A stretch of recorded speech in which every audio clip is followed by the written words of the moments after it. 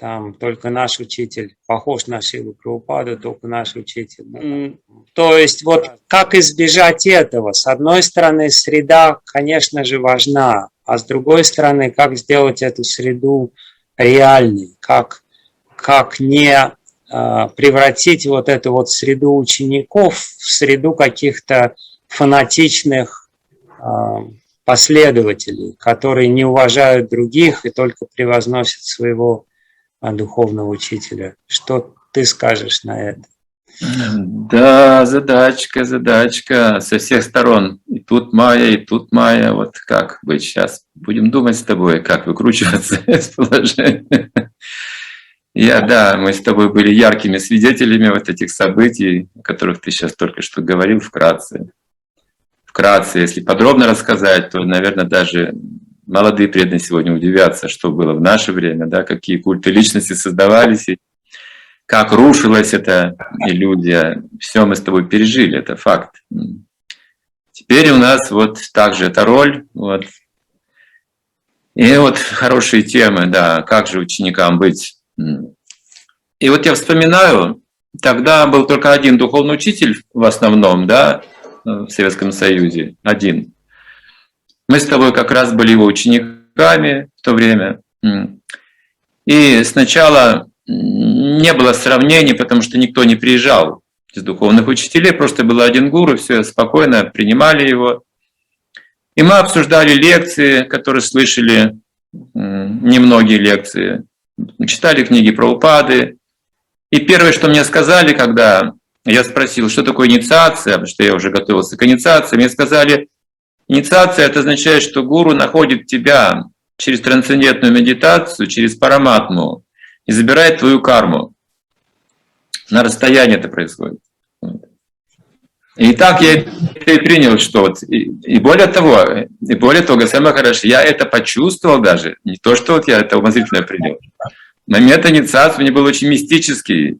Вот. Я видел прям духовного учителя, закрыв глаза перед собой близко, и он проникал прямо в сердце, касался сердца, и осязание чувствовал, что в сердце он держит мое сердце. Нежное было касание. Все это так было. То есть этот мистический опыт я получил, что на самом деле вот на огромном расстоянии я имею эту связь ощутимую, я почувствовал ее в тот же день. Это было 1 мая. И потом, да, это 1 мая. Да. Да, 80... я тоже участвовал в этой инициации уже в Швеции. Я очень хорошо помню это. Да, в Швеции это была первая после долгого перерыва инициация Хари Кришна Махараджа. Да, это был 87-й год. Насколько помню, 87-й год. Вот. 1 мая 87-го года, да. И представь, я даже до инициации подумал, как же я получу Хари Кришна Махамантру на расстоянии, я же не слышу его.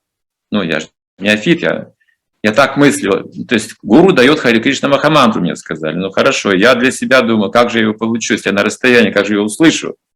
Но мне сказали, он через трансцендентную медитацию найдет тебя, и все ты услышишь. Вот. И я услышал, опять же, я тебе говорю, этот опыт у меня подтвердился.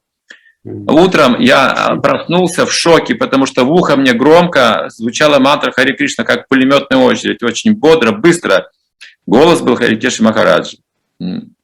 Это я не шучу, никак не придумываю, это мой личный опыт. Поэтому да, вот так это было. Не знаю, как сегодня происходит, но мне часто ученики, особенно ученицы, говорят, вы мне снитесь.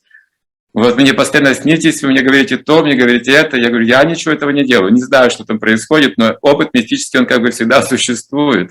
Я обычно в таком случае говорю, что вы ко мне приходили ночью, говорят мне. Я говорю, обычно по ночам я сплю. Да.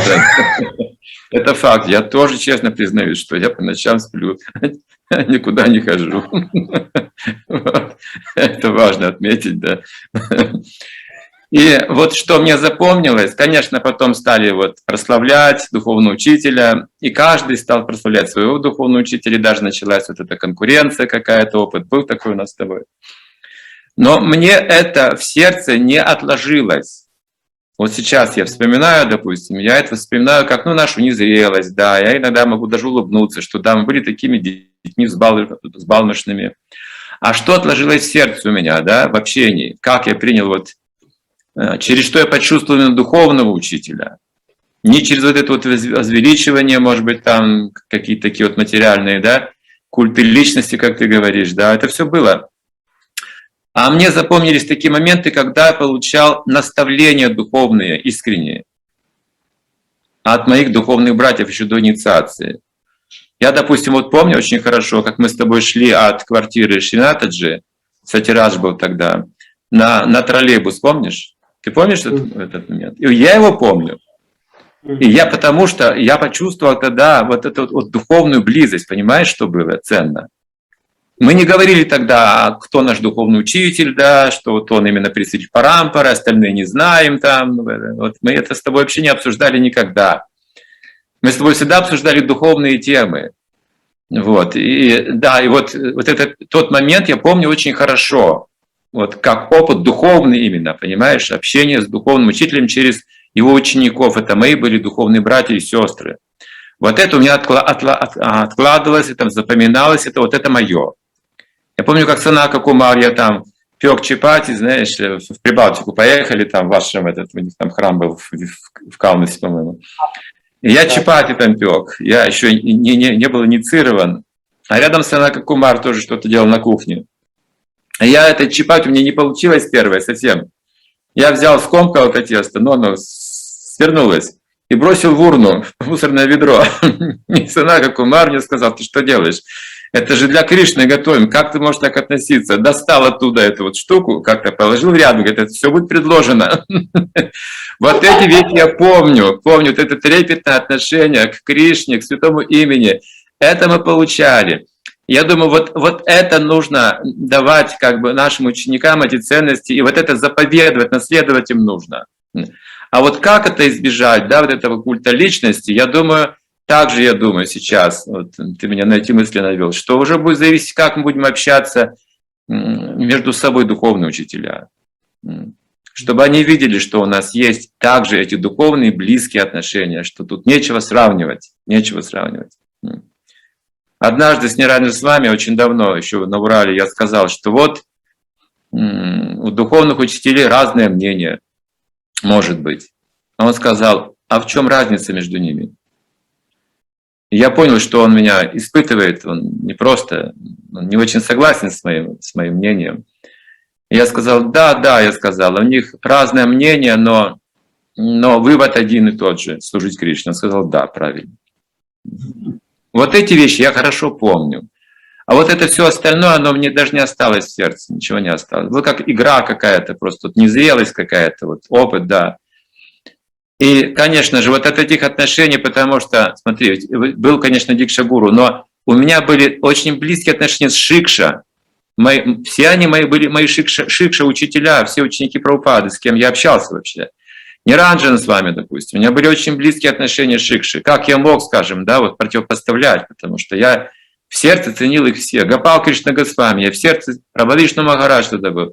В сердце я их держал. Даже когда слышал эти противопоставления, я слышал, что в сердце у меня все равно другое что-то. У меня вот кроме этого другое что-то. И вот это другое, вот слава Богу, оно у меня осталось как бы. Я вот благодарю Бога за это сейчас.